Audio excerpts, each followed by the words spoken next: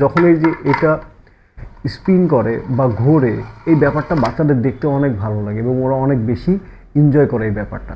তো এটার সাথে সাথে এই জিনিসটা আসলে যে আমারও কিন্তু দেখতে অনেক ভালো লাগছে যে হ্যাঁ, এটা একটা চমৎকার একটা জিনিস।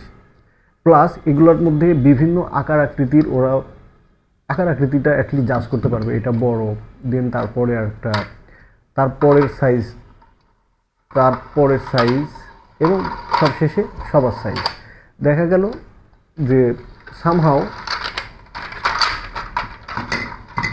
একটা আগে পিছনে দেওয়া হয়ে গেল,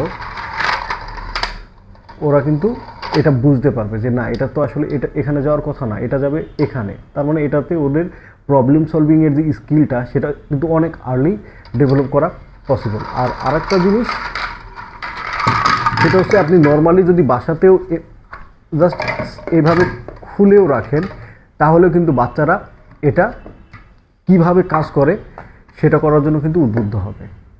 শিওর, ডেফিনেটলি এটা বাচ্চারা করে।